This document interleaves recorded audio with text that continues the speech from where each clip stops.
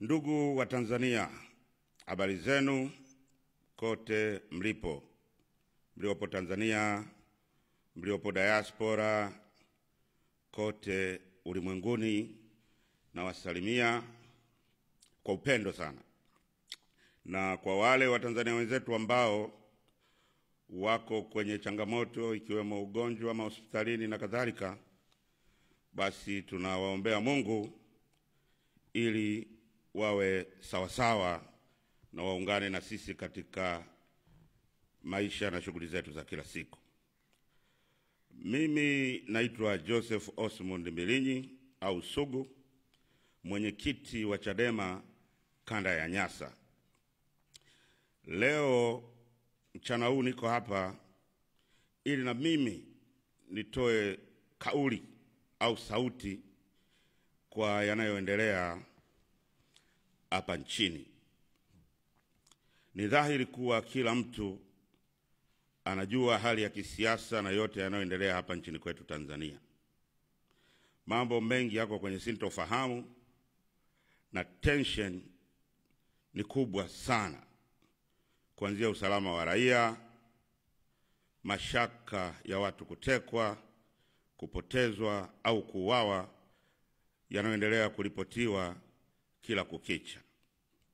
Itakumbukwa kuwa kanda ya Nyasa tumekuwa wahanga wa utekaji, kwani mpaka sasa kuna ndugu zetu kadhaa akiwemo Dionis Kipanya, kijana wetu Chaula na kamanda Mdude Nyagali hawajulikani walipo, licha ya juhudi kubwa za kuwatafuta zilizofanywa na chama kwa kushirikiana na familia zao na wananchi na jeshi la polisi kuahidi kwamba wanafuatilia, lakini bado jeshi la polisi halijatupa mrejesho, limekuwa kimya, limeshindwa kutoa majibu juu ya ni wapi walipo ndugu zetu hawa. Hali hiyo hiyo iko maeneo mengi ya nchi, kuanzia kanda ya Ziwa, kanda ya Pwani, kati Dar es Salaam. Kuna kina vijana wetu kama kina Soka ambao na wenzake ambao sasa wanafikisha mwaka mmoja toka walipotekwa, na bado hatuna majibu wala hakuna mtu aliyekamatwa kufanya vitendo hivyo vya kihaini. Kama taifa tumeendelea kuona ubabe wa dola unaopelekea mpaka kufikia kufungia makanisa na kuzuia na kuwanyima raia haki yao ya msingi ya kuabudu, kwa sababu kwa wanaoamini Mungu ndio kimbilio la mwisho katika yote tunayopitia. Sasa unapomnyima mtu haki ya kwenda kwenye kimbilio lake, sijui unatarajia huyu mtu unampush kwenda kufanya nini? Ndugu wananchi, uhuru wa kutoa maoni umezidi kubanwa kwa watu mbalimbali kukamatwa wanapotoa maoni yao ambao ni tofauti na watawala. Kuna kitu kipya sasa kinaitwa doria mitandaoni. Polisi eti wanapita mitandaoni kutafuta wakosoaji wa serikali na wanawakamata, na baadhi ya vyombo vya mitandaoni, hizo online TV na kadhalika, vinafungiwa. Yote ni madhara ya hiyo doria, kitu kinachoitwa doria ya mitandaoni. Kwa hiyo askari wetu sasa hawafanyi tena doria mitaani kukamata wahalifu, wanafanya doria mitandaoni kutafuta wakosoaji wa watawala. Juzi tumemshuhudia waziri wa mambo ya ndani, ndugu yangu Innocent Bashungwa, Mkatoliki kabisa, akimwagiza IGP kwamba polisi waongeze doria mitandaoni ili wakamate wakosoaji wa serikali. Hili halikubaliki. Ni lazima viongozi wa CCM na serikali yake watambue tofauti ya kukosoa na kutukana. Wao wakikosolewa wanasema wametukanwa. Hao wanatukana. Jibu ni hoja. Lakini pia hali ya maisha ya wananchi inazidi kuwa ngumu kila siku. Watanzania walio wengi wanahangaika kupata hata mlo mmoja. Vijana hawana ajira. Gharama kubwa za matibabu zinatesa familia kila kona ya nchi, mijini na vijijini. Watu wanakufa kwa kukosa madawa hospitalini. Mfuko wa bima ya afya ambao ulikuwa unatoa tumaini la kukava angalau gharama za matibabu kwa kada fulani za Watanzania, na wenyewe ni kama umesha collapse, hamna kitu.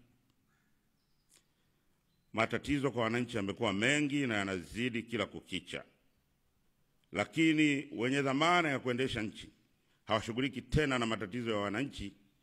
Focus yao yote ni kulinda madaraka yao. Wenyewe wanasema uchaguzi, concentration iko kwenye uchaguzi. CCM concentration iko kwenye uchaguzi. Wenyewe wanasema uchaguzi mmoja, mwisho wa uchaguzi mmoja ni mwanzo wa uchaguzi mwingine. Matokeo yake nini? Matokeo yake ni kwamba Chama cha Mapinduzi sasa always, mara zote wao wako kwenye mudi ya uchaguzi. Hawana tena akili wala mawazo wala focus ya kushughulika na matatizo ya wananchi pamoja na mahitaji ya msingi kama ukosefu wa ajira na kadhalika. Hawashughuliki nayo tena. Focus iko ni tumeshachukua nchi, makesho kushinda. Tumeshachukua nchi, tunachukuaje nchi tena miaka 5 ijayo. Sasa imefika mahali ni lazima kila mtu kwa nafasi yake tuyazungumze haya mambo. Hii ni nchi yetu sote, sisi wote ni Watanzania. Sio jukumu la Chadema au wanasiasa peke yake. Nchi hii ikiharibika zaidi, hasara ni kwa Watanzania wote na vizazi vyetu. Sasa tusikubali vizazi vya huko mbele vije kushangaa hii nchi ilikuwa na watu wa aina gani. Tusiposimama kwenye zamu yetu na kulitetea na kulipigania taifa hili likae kwenye mstari, basi watoto na wajukuu zetu watakuja kuyakojolea makaburi yetu mkojo kwa kutulaani. Ikiwa tutaacha nchi hii haribiwe, nchi tuliopewa na Mwenyezi Mungu, ikiwa na neema zote kuanzia rasilimali, mali asili, mpaka hata hali ya hewa ni nzuri Tanzania, hatustahili kusamehewa kamwe kama tutafanya dhambi ya kuacha nchi hii haribike kwa kuwa tu tulitakuwa tuzungumze na hatukuzungumza. Nichukue fursa hii kutambua kwa kazi kubwa ya Bishop Josephat Gwajima na Balozi Humphrey Polepole. Kwa ujasiri wamefanya kazi njema sana hivi karibuni inayostahili kutambuliwa. Hata kama kuna records za kauli na matendo yao ya huko nyuma ambavyo hatukubaliani navyo. Mzee wa V8. Hatukubaliani na vitu vyao vya huko nyuma. Hatukubaliani na walivyoshiriki kupola chaguzi za huko nyuma. Lakini hey, wametubu, wanatoka, wanazungumza kwa niaba ya nchi. Wanayozungumza ndiyo yale yana maslahi kwa wananchi. Basi tunawasamehe kwa sasa ili tuunganishe sauti hizi za Watanzania wote katika kuhakikisha nchi inakaa sawa. Na ni wajibu sasa wa watu wengine zaidi kutoka tuzungumze mustakabali mwema wa nchi yetu. Hii nchi kwa bahati ina wazee wa kutosha sana. Statesmen. Tuna statesmen wa kutosha. Wakiwemo viongozi wa staafu kwa nafasi mbalimbali. Tuna viongozi wa staafu kwa nafasi ya uraisi, kina mzee Kikwete. Waziri mkuu, kina mzee Pinda. Warioba anajitahidi, lakini yuko peke yake. Kina Pinda watoke sasa, wazungumze kuhusu mustakabali wa nchi.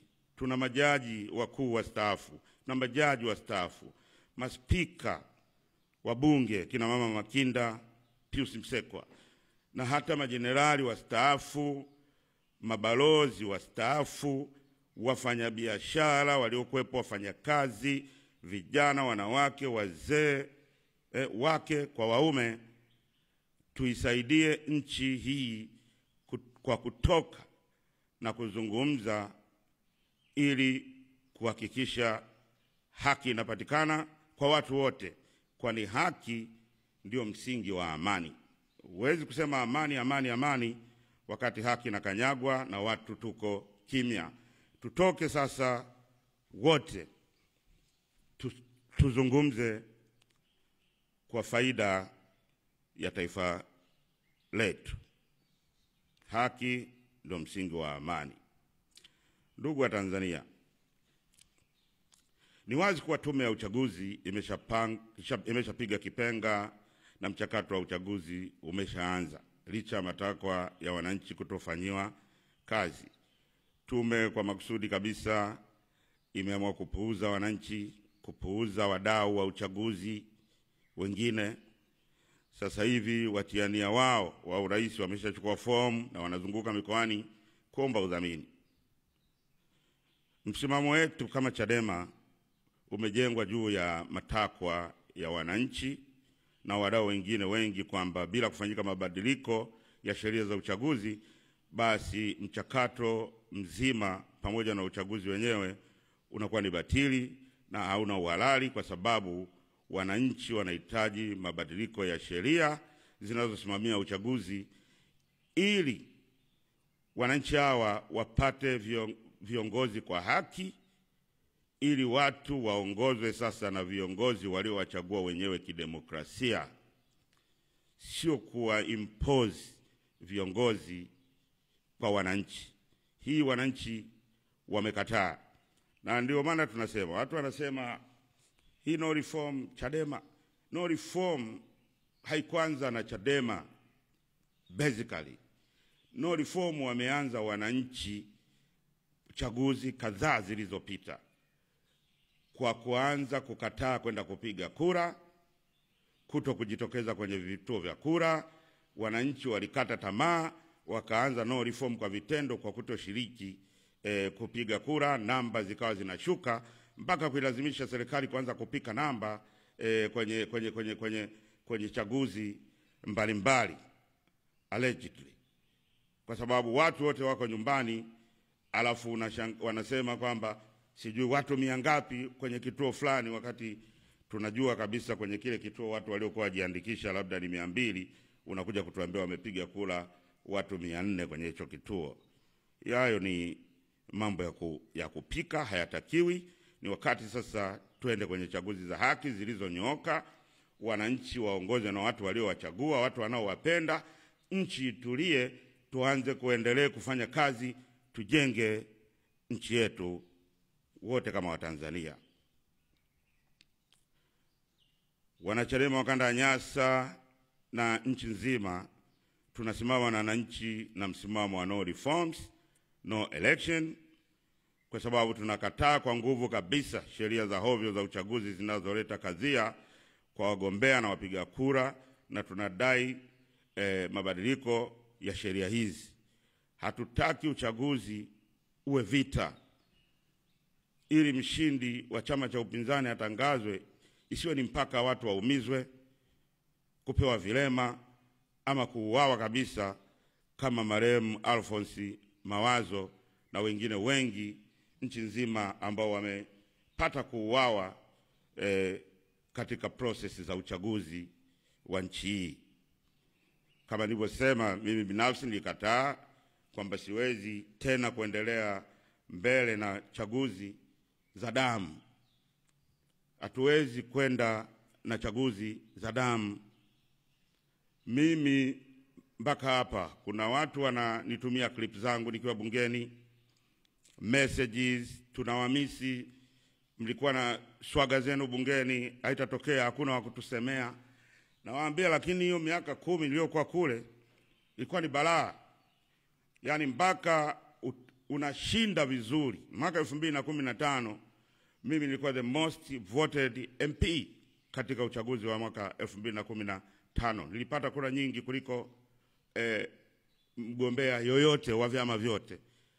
Lakini kutangazwa ilichukua karibu siku 3 kutangazwa. Kwa sababu gani? Watu wanafanya timing wakupige, wapindue matokeo.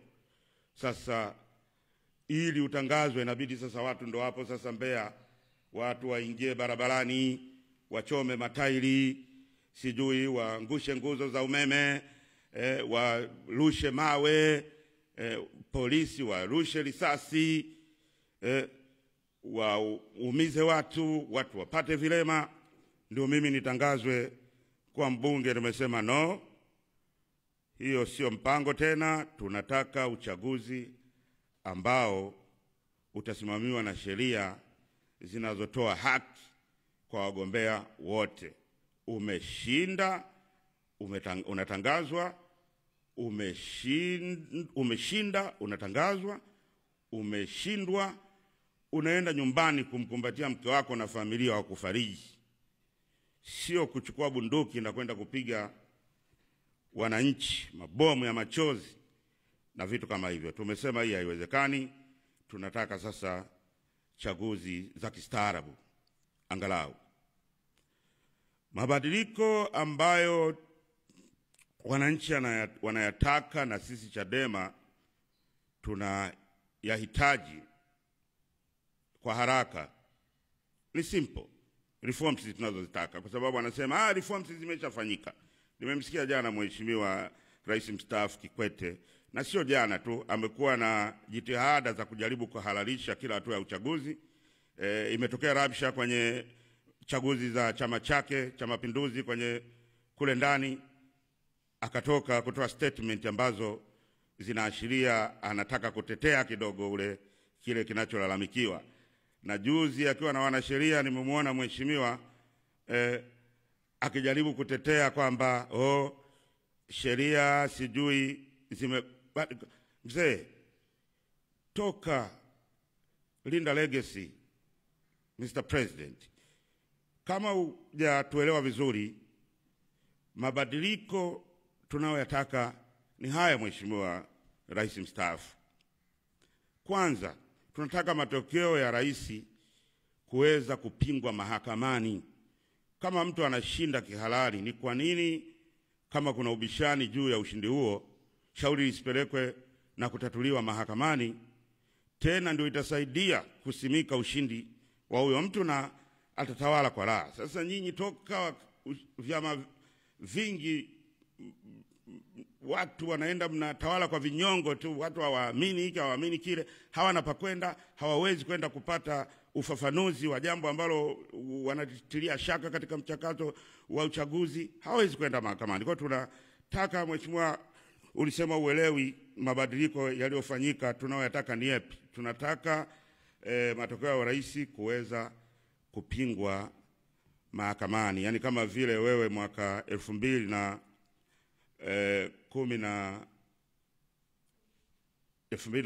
ulivyogombea na Dr. Slaa, kama Dr. Slaa alivyokuwa haamini kwamba umemshinda, alitakiwa aende mahakamani. Ingekusaidia na wewe kujiclear kwamba ushindi wako ni halali. Lakini pia tunataka rais asiteue mkurugenzi wala watendaji wengine wa Tume ya Taifa ya Uchaguzi. Haya ndio mabadiliko tunayotaka. Tume ipatikane kwa utaratibu utakaokuwa sawa, fair, kwa vyama na wadau wote wa uchaguzi. Is that too much to ask? Kama hakuna kinachofichwa, kuna shida gani kutoa kuweka hii issue mezani na ifanywe kazi, ili watu wote twende kwenye uchaguzi tukiamini kwamba tuko kwenye mazingira fair kwa wagombea na wapiga kura. Lakini pia tunataka mawakala wasiapishwe na wakurugenzi. Tunataka mawakala waapishwe na vyama vyao, kwani huko ndio wanaenda kusimamia kura zao. Hawaendi kusimamia kura za mkurugenzi, wanasimamia kura za vyama. Vyama vipo kikatiba, kisheria. Kwa hiyo vyama ndio viapishe mawakala wake. Sio mkurugenzi anaapisha, mkurugenzi wa CCM anaapisha mawakala wa Chadema, kwa sababu wote tunajua wakurugenzi wote wanaosimamia chaguzi ni CCM. Hata mkurugenzi wangu wa halmashauri ya jiji Mbeya sio dhambi, yani tunajaribu tu kutoa proof. Mkurugenzi wangu wa halmashauri ya jiji Mbeya ameondoka, ameacha jiji, ameacha kazi ya ukurugenzi, ameenda kugombea ubunge kwa tiketi ya Chama cha Mapinduzi, my brother Nchimbi. Kwa hiyo wao ni wakurugenzi wote ni CCM, hawawezi kutuapishia watu wetu na kadhalika.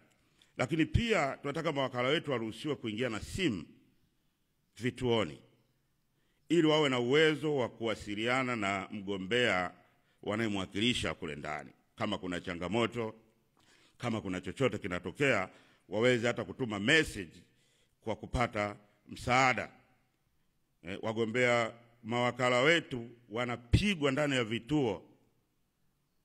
Wanapigwa ndani ya vituo, nje hatujui. Kwa nini wanapigwa? Inakuwaje?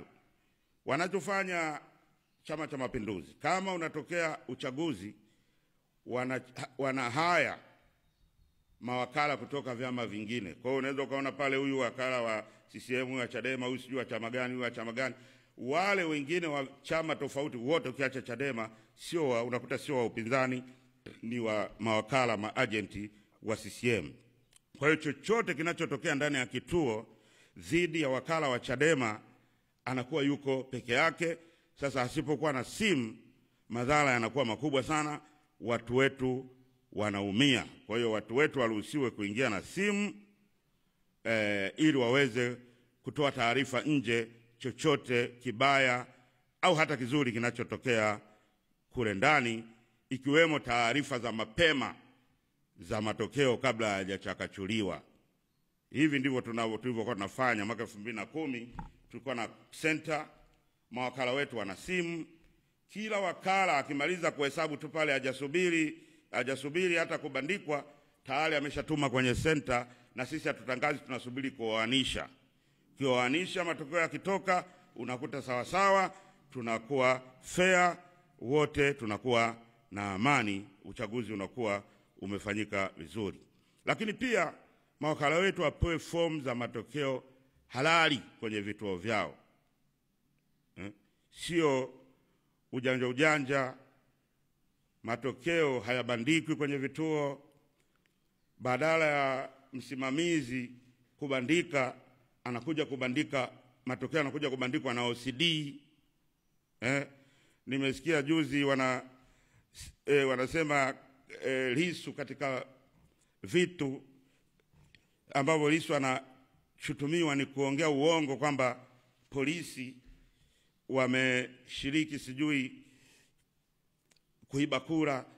Lakini haya mambo yapo na tunashtaki kila siku, tunaripoti kila siku, video clips zinasambaa kila siku, Kawe kwa Limamde, kila mahali haya mambo yanaonekana. Sasa tukiyasema badala ya kuyajibu au kuyafanyia kazi, mnakimbilia kutukamata. Mtakamata wangapi? Mtakamata wangapi? Lazima tuwe civilized sasa. Nchi ni yetu sote, lazima tufanye vitu sahihi. We must do the right thing for this country. Sasa nini kifanyike? Call for action. Nashauri Tume Huru ya Taifa ya Uchaguzi isitishe mchakato wa uchaguzi iliyoutangaza mpaka pale tukae na reforms zinazotakiwa zipatikane kwa faida ya taifa. Pili, Rais Samia asiingize nchi kwenye uchaguzi na kupoteza mabilioni ya fedha za Watanzania kwenye jambo ambalo halina baraka ya Watanzania wenyewe. Kwani wananchi walio wengi wanataka reforms. Tusiingie kwenye zoezi hili muhimu linaloamua amani ya nchi wakati nchi ikiwa imevimba.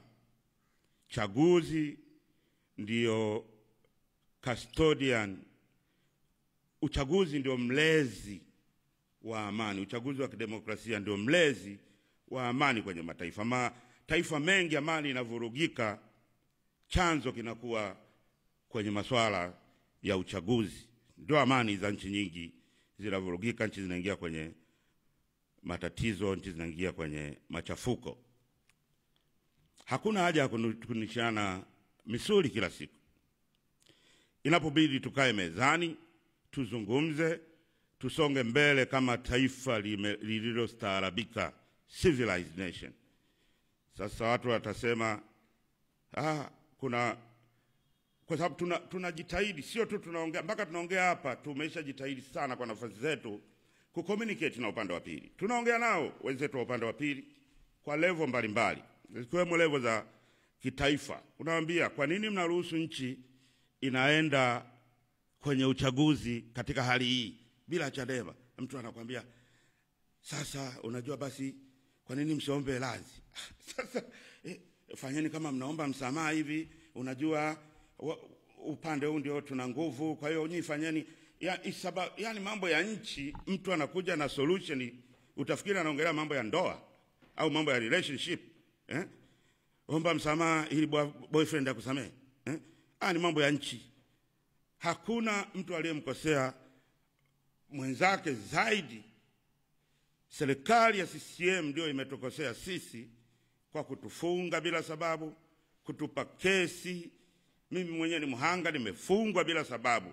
Unanishtaki, unanisimamisha mahakamani kwa kesi za uongo kabisa.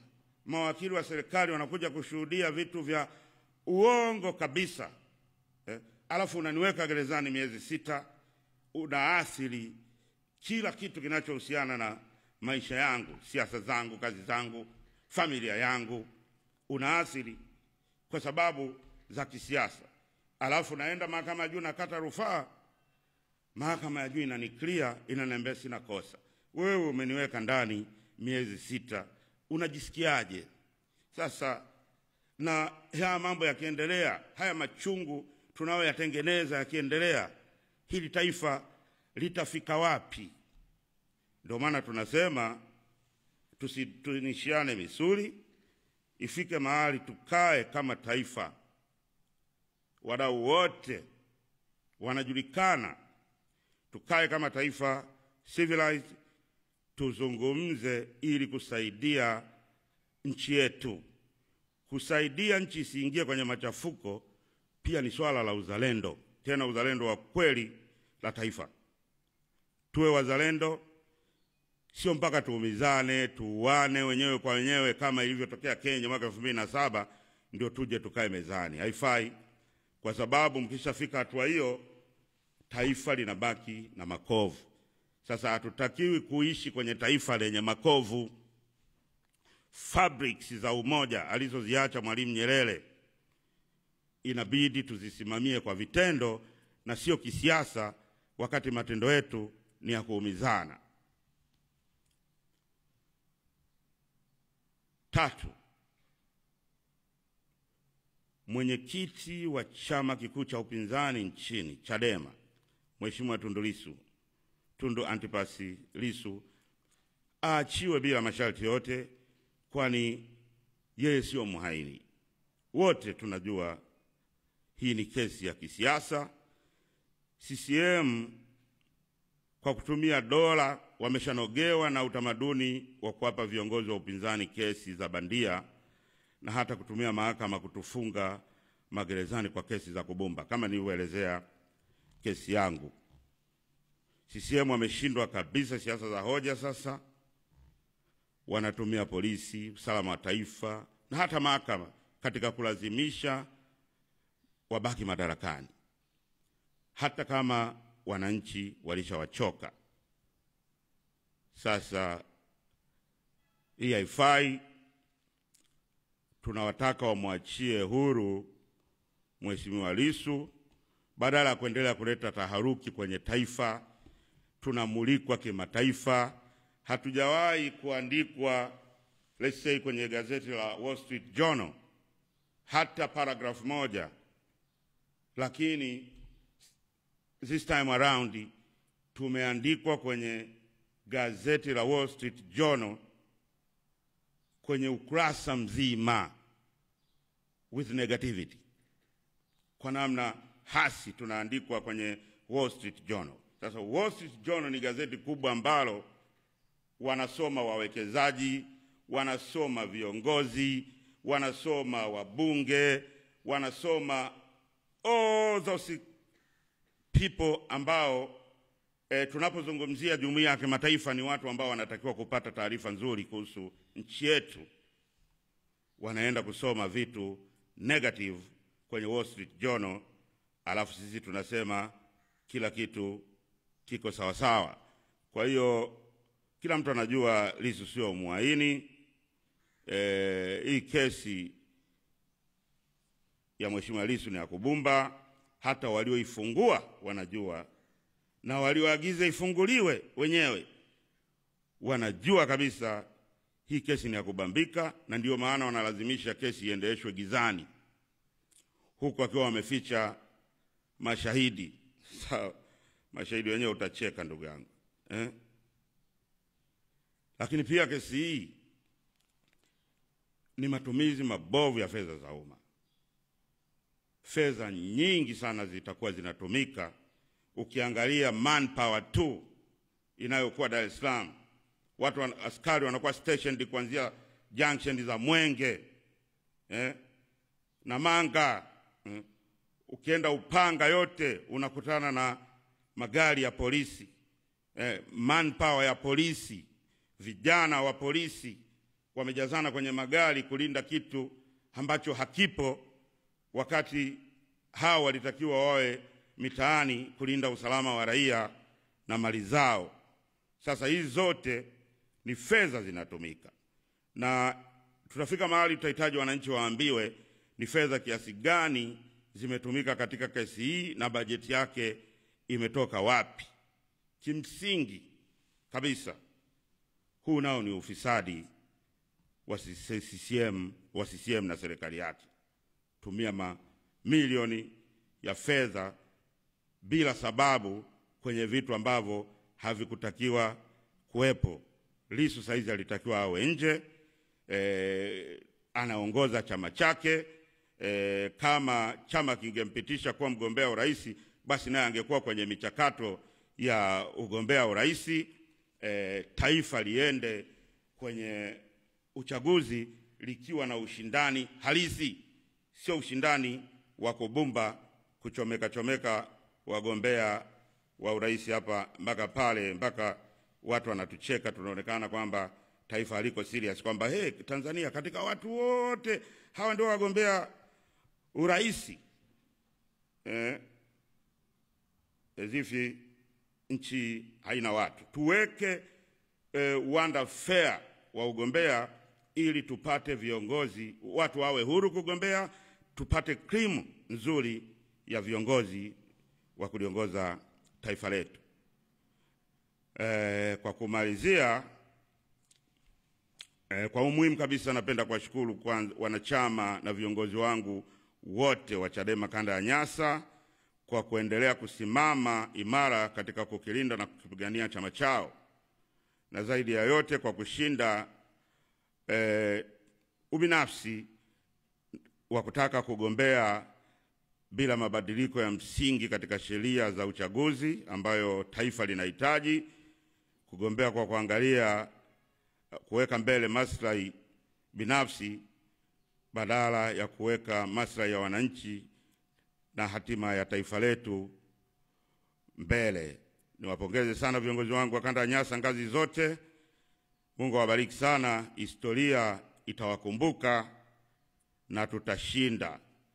Manake kuna mtu ananiambia, Sugu, njoo huku bana, Chadema itakufia mikononi, itawafia hiyo Chadema mikononi. Nikamwambia, wewe bwana, isikiliza, hata kufiwa na mgonjwa mkononi ni baraka. Na ndio maana unasikia mtu anasema, vipi bwana, pole, nasikia ulipata msiba mzee. Bwana, lakini nashukuru amenifia mikononi, nimekufa na baraka zake. Kwa hiyo it's okay. Tupo hapa na tutashinda. Mungu ibariki kanda ya Nyasa, Mungu ibariki Chadema, Mungu ibariki Tanzania. Asanteni sana kwa kunisikiliza.